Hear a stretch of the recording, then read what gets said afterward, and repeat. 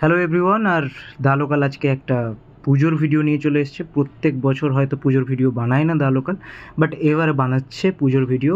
এবং ঠাকুর দেখতে গিয়ে লাইন দিয়ে 1.5 ঘন্টা দাঁড়িয়ে শ্রীভূমির লাইনে ঠাকুর দেখেছে দা লোকাল, আর আপনাদের জন্য এই ফুটেজটি তুলে এনেছে।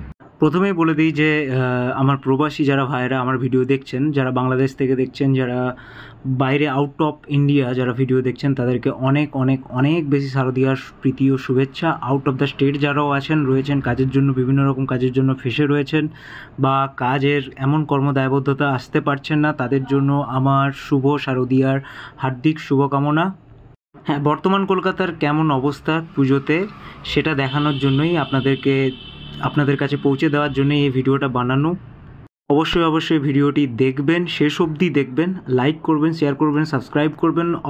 অবশ্যইভাবে অন্যদের কাছে দেখতে সাহায্য করবেন, কারণ শ্রীভূমি মনেই আমাদের কাছে একটা পুজো দেখার একটা আলাদা আনন্দ। আর শ্রীভূমি প্রতি বছর বহু মানুষ ভিড় করে। এই যে দেখছেন যেরকম মানুষরা দৌড়াচ্ছে, আর আমিও লাইনের মধ্যেই আছি।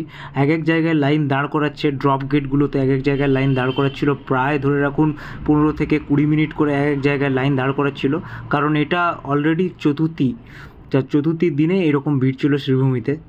অ্যাকচুয়ালি এটা ক্লাবের দোষ নয়, যারা পুজো অর্গানাইজ করছেন তাদের দোষ নয় হয়তো, কারণ পুজোটা একটা সংকীর্ণ একটা ছোট্ট জায়গার মধ্যে, কিন্তু অনেক বসতি নিয়ে যেহেতু তৈরি, দেখুন কত সুন্দর চারপাশটা সাজানো।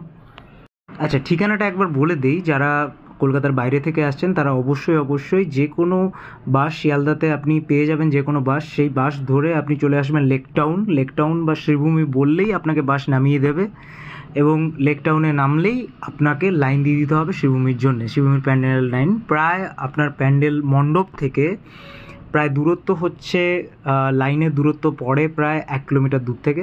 এটা হচ্ছে হার্ড রিয়েলিটি। এটা আপনারা এখন যেটা দেখতে পাচ্ছেন, এটা আমরা মণ্ডপের কাছাকাছি প্রায় চলে এসেছি। আর লোকজনের কত ইচ্ছে দেখুন, এতক্ষণ লাইনে দাঁড়িয়েও কেউ একবারও বোরিং ফিল করেনি। সবাই মিলে প্যান্ডেলের দিকে ক্যামেরা তুলে ধরেছে, যাতে কিছুক্ষণের জন্য এই ঠাকুর দেখার মুহূর্তটাকে, এই মণ্ডপ দেখার মুহূর্তটাকে ক্যামেরাবন্দি করে রাখতে পারে। তবে হ্যাঁ, বৃষ্টি, ওয়েদার খারাপ, এই সমস্তকে উপেক্ষা করে আপনি যদি দাঁড়িয়ে থাকেন, আপনি মণ্ডপে ঢুকতে পারবেনই। আর ঠাকুরটা তো ভাই অসাধারণ হয়েছে। মণ্ডপের থেকেও আমার যেটা ভালো লেগেছে, দেবী মায়ের মূর্তি আমার আরও অ্যাট্রাকটিভ লেগেছে।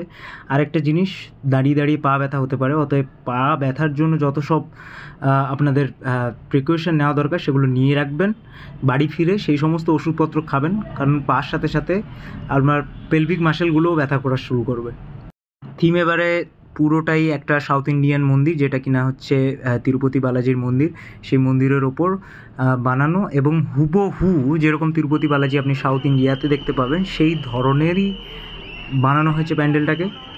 হ্যাঁ, আর বেশি বকে আপনাদের মাথা খারাপ করে দেবো না, কারণ আমার আগে অনেকেই হয়তো শ্রীভূমির প্যান্ডেলের রিভিউ দিয়ে দিয়েছে অলরেডি। অনেক ইউটিউব চ্যানেল শ্রীভূমির ঠাকুর আসার থেকে শ্রীভূমির ঠাকুর ঢোকা অবধি, প্যান্ডেলে মণ্ডপে ঢোকা অবধি ভিডিও করে দেখিয়েছে। অনেক বড় ইউটিউবার রয়েছে, কিন্তু আমার কাছে এটা হচ্ছে লাইন দিয়ে ঠাকুর দেখার যে মুহূর্ত, সেই মুহূর্তটা ক্যামেরাবন্দি আমি করেছি, যেটা কিনা একটা নস্টালজিক ব্যাপার আমাদের কাছে। এবং সর্বশেষে এই যে আউট এক্সিটটা দেখুন কত সুন্দর সাজানো, দুই দিকে বসতি বাড়ির মধ্যে দিয়ে, ফ্ল্যাট বাড়ির মধ্যে দিয়ে যে রাস্তাটা, চারিদিকে ফুড কোর্টে ভর্তি। অতএব দেখতে থাকুন।